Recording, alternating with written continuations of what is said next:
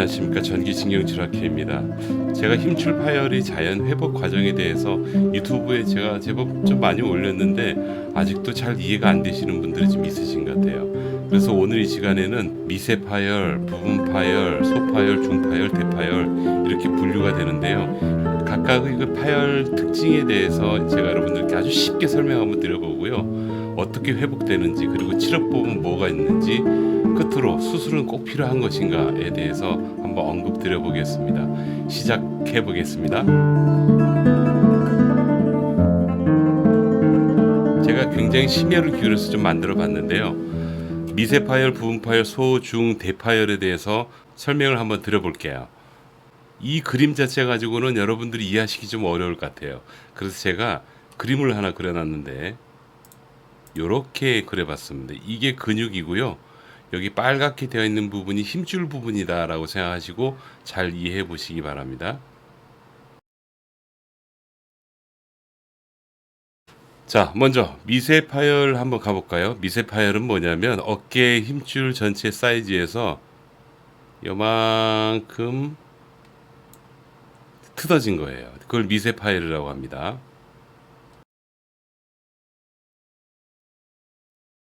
부분 파열은 뭐냐면 전체적으로 이렇게 조금 파열된 거를 부분 파열이라고 얘기합니다. 그래서 여러분들이 MRI를 찍어서 파열이 왔다라고 얘기하고 뭐 50% 부분 파열 그렇게 얘기하잖아요. 50% 부분 파열이라는 의미는 이렇게 보시는 것처럼 힘줄의 두께가 한 반절 정도 줄었다, 얇아졌다라고 보시면 됩니다. 그게 이제 부분 파열이 되고요. 소파열은 뭐냐면요. 이렇게 부분 파열이 되어 나가다가 나중에는 어떻게 되냐면 여기 뼈까지 드러나요. 이렇게 뼈까지 드러나면서 파열이 일어나는 걸 소파열이라고 그러고요. 중파열은 당연히 조금 더 넓어진 걸 얘기하는 거죠. 대파열은 아주 넓게 벌어진 걸 얘기하는 거고, 완벽하게 파열된 거를 이렇게, 자, 이렇게 완전히 끊어지면 어떻게 되겠습니까? 근육이 팅 하고 말려 들어가겠죠. 자, 그 중에서 대부분의 환자분들이 어떤 진단을 받냐면 이 부분 파열 진단을 받아요. 이 부분 파열이 이만큼 되었을 때 전문의가 보시기에 이게 계속 진전이 돼가지고 소파열, 중파열, 대파열 해서 전체적으로 힘줄이 떨어지겠다라고 걱정이 되면은 수술을 하자고 말씀을 하시게 되는 겁니다. 대부분 그 기준을 어디로 잡냐면 부분 파열 한 50% 정도 얇아지면 많이 걱정들을 하세요. 거기다가 소파열이 되면 이건 무조건 수술을 해서 꼬매줘야지. 꼬매주지 않으면 이게 이제 중파열, 뭐 대파열 이렇게 막 진행이 될 거다라고 아마 얘기를 하실 겁니다. 예, 그 말은 맞습니다. 그래서 팩트는 사실입니다.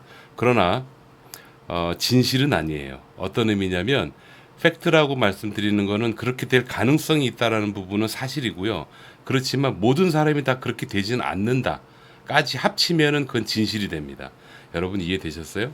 그래서 소파열이 되었다 하더라도요. 그 상태에서 대파열로 진행해서 이거 뭐 완전히 끊어질 그럴 가능성이 있습니다까지가 팩트고요. 진실은 거기에 추가로 또 뭐가 들어가냐면 그러나 전부 다 이런 식으로 진행되지는 않습니다. 일단 관찰부터 해봅시다 라고 말하는 게 진실이 되는 거예요. 자, 이게 회복 기간에 대해서 좀 말씀을 좀 드려보도록 할게요. 이 3개월이라는 숫자가 있고 1년에서 1년 6개월이라는 시간이 있는데 이렇게 나눠서 3개월 정도까지는 아무는 시기입니다. 이렇게 살이 찢어져요. 예를 들어 살이 찢어진 데를 꼬매죠. 꼬매면 아물죠. 힘줄 같은 경우에 그렇게 아무는 기간이 보통 한 3개월 정도 잡습니다. 3개월 정도 지나게 되면 이런 식으로 천천히 이렇게 아물어 나가죠. 그래서 어느 정도 아무는 거예요. 그때 여기 얼기설기 이렇게 아물어집니다. 그래서 사실은 3개월만 넘어가게 되면 생활하는데 크게 불편함이 없어야지 책대로 설명할 수 있는 겁니다. 그냥 우리 그 살 붓고 나면은 좀 흉터가 좀 보이긴 해도 생활하는데 크게 문제는 없잖아요. 그거하고 똑같은 맥락이고요. 1년에서 1년 6개월이라고 써 있는 건 어떤 의미냐면 1년 6개월 동안 이 부분을 촘촘하게 또 메꿔요. 그 메꾸는 그 기간이 한 1년에서 1년 6개월 정도 지나는데 요때는 아주 촘촘하게 메꿉니다. 그래서 나중에는 이제 약간의 흉터만 남고 힘줄이 이제 복원이 된다. 이게 책에 나오는 그런 얘기예요. 병태 생리학 책이 있습니다, 여러분.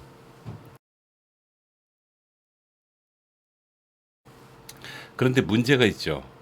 이 3개월이라는 그 기간 동안에 너무 아프잖아요. 그러면은 아무리 힘줄이 회복이 잘 되었다 하더라도 어깨를 못 써요. 왜 그러냐면 관절이 굳기 때문에 그렇습니다. 그래서 여러분들은 힘줄은 그냥 복원된다 라고 기본적으로 좀 생각을 하신 전제하에서 반드시 통증, 그 다음에 관절 기능, 이 두 가지를 지키셔야지 돼요. 그래서 지금 만약에 현재 어깨 때문에 고생하시는 분들이 계세요. 여러분 몸이 회복되느라고 지금 아프신 거라고 보시면 되고요. 다만 현재 그 통증이나 관절이 굳는 거는 병원에서 대신 도움 받는 거예요. 그러면 여러분들이 만약에 좋은 병원을 가셔가지고 치료를 해서 아픈 게 줄고 그 다음에 관절도 굳지 않았어요.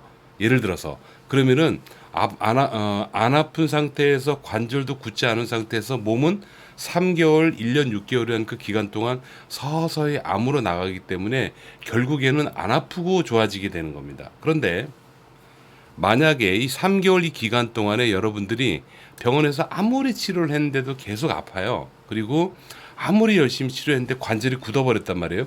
그러면은 꼼짝없이 1년 6개월 이상은 관절이 굳은 상태로 그리고 아픈 상태로 지내시게 되는 겁니다.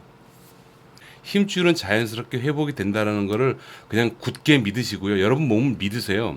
그리고 이 초기 기간, 이 기간 때 통증을 잘 조절하고 관절 기능을 잘 유지해 줄 수 있는 그런 병원에서 치료와 관리, 케어를 받으시면 여러분들은 딱 처음에 아프시기 시작한 그 시점부터 대략 3개월 정도 넘어가면은 다시 일상생활로 돌아가실 수 있는 겁니다. 자, 수술에 대해서 좀 말씀을 드리겠습니다. 수술은 절대적으로 정형외과 전문의의 관할입니다. 그래서 제가 감히 언급을 드릴 수는 없으나 그 일반적인 책에 나오는 걸로 보면은 소파열 이상이면 일단 수술을 권유합니다. 그럴 때 수술을 해도 됩니다. 저는 수술해도 된다고 생각합니다. 그러나 수술하지 않아도 되는 경우도 많습니다. 제가 왜 이 말씀을 드리냐면 소파열 혹은 대파열이 된 상태에서 무증상으로 사는 분이 생각보다 많다라는 걸 꼭 잊지 마십시오. 그러니까 사진상으로 파열이 왔다고 해서 무조건 수술하는 게 아니고요. 사진상에 파열이 보이면서 여러분들이 많이 아파요. 그럴 때는 조금 생각을 해보시는 거고 단순히 파열만 됐다라고 판단이 될 때는 굳이 수술보다는 일단 관찰을 하시는 게 어떨까라는 개인적인 생각을 합니다. 파열 같은 경우에도 소파열 이상, 이 소파열 이상에서부터 수술에 대해서 고려하시고요. 부분 파열이다라고 설명이 나오게 되면 결국 이 사이즈 두께가 얇아진 거지 밑에 뼈가 드러날 정도로 파열이 된 게 아니기 때문에 이때는 무조건 여러분 관찰부터 하십시오. 보통 부분 파열 50% 정도만 넘어가면은 수술을 권하시는 그런 분들이 계신데요. 여러분 수술하고 난 다음에 다른 대안이 없어요. 방법이. 그래서 가능하면 수술은 뒤로 좀 미루시는 게 낫거든요. 대파열이 된 이 시점에서 수술하는 것도 안 좋아요.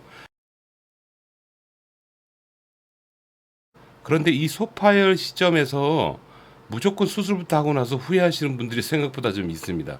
그렇기 때문에 잘 관찰하면서 아픈 거 조절하면서 관절 굳지 않게 하면서 어깨 충돌 방지할 수 있는 동작 훈련을 여러분 배우시면서 조심스럽게 한 1, 2년 정도 관찰해 보다가 이 도대체 안 되겠다. 그러면 그땐 차라리 수술하고 재활하시는 게 더 낫다라고 생각합니다. 수술이 절대적인 건 아니에요. 그러니까 그 부분 꼭 좀 생각하시고요. 좋은 병원 잘 선택하셔서 여러분들의 통증 그리고 여러분들의 관절이 굳지 않도록 잘 유지시켜 줄 수 있는 그런 병원을 찾아보시면 어떨까 하는 그런 생각이 듭니다. 끝으로 제가 속해 있는 학회에 내원하신 어깨 환자 한 몇 케이스를 하이라이트 형태로 좀 보내드리도록 하겠습니다. 보여드리는 영상은 페이스북에서 라이브로 방송을 한 그 환자 사례이고요. 그냥 눈으로만 보여주는 그런 치료가 아니고 실제로 이런 결과를 여러분들도 똑같이 경험할 수 있다라는 것을 말씀을 드리면서 오늘 영상 마치도록 하겠습니다. 여러분 건강하시고요. 건강한 레저 즐기시면서 행복한 인생 사시기 바랍니다. 여기까지입니다. 감사합니다.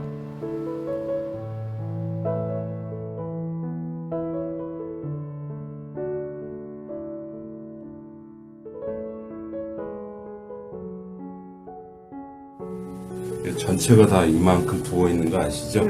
알고 있으시죠? 앞으로 한번 올려보세요. 뭐 단일도 안 움직여진다, 그죠? 여기 겨드랑이 살짝 벌려봐요. 내리고 다시 한번. 화학적 통증이라고 해서요. 후끈후끈거리고 어마어마하게 통증이 심하죠. 이거는 약을 먹어도 조절이 안 됩니다. 그래서 여러분들이 죽자고 고생을 하는 겁니다. 실제로 저한테 오시는 석회화 건염 초기 환자분들 보시면 팔을 단 1도 못 움직입니다. 1도 못 움직이고 꼼짝도 못 합니다. 예. 그런 상태에서 내원하시고요. 잠도 못 자요. 앉아서 꼬박꼬박 졸다가 오시는 그런 경우도 많고 기본적으로 병원을 제대로 찾기 전까지는 계속 아파요. 그래서 지금 저한테 오셨던 환자 한 분의 한 예를 들어보면 무려 4일 동안 밤새도록 잠을 못 자고요. 꼬박꼬박 졸다 오신 그런 환자분이세요. 그 정도로 아프다는 뜻이죠. 제가 속해 있는 전기신경치료라는 게 있습니다. 전기신경치료를 받으면요 감쪽같이 사라집니다. 그 영상은 잠시 뒤에 제가 간단히 보여드리도록 할게요. 요래 하셔가지고 한번 쭉 올려보세요. 쭉 귀까지 번쩍 쭉. 그렇지. 이때 괜찮으시죠 지금? 네, 내려보시고. 그리고 이렇게 해가지고 가슴 딱 피시고 여기까지 가는 상태. 아까보다 조금 더 피시고. 이렇게 해서 한번 옆으로 올리는 거 한번 해보실게요. 쭉 귀까지 쭉 올려보세요. 쭉 귀에 바짝 붙여보세요. 요것도 좀 어떠세요? 몸이 도는 게 아니야. 괜찮으시죠? 네, 내줄 때 여기 좀 땡기는 조금 땡기는 맛이 있으시고. 어제랑 비교하면 좀 어떠세요? 아니 좋죠. 어제는 팔도 못 드셨죠? 아무것도 못했잖아요. 여기서 이것도 못했잖아요. 그러니까요. 고생하셨고요.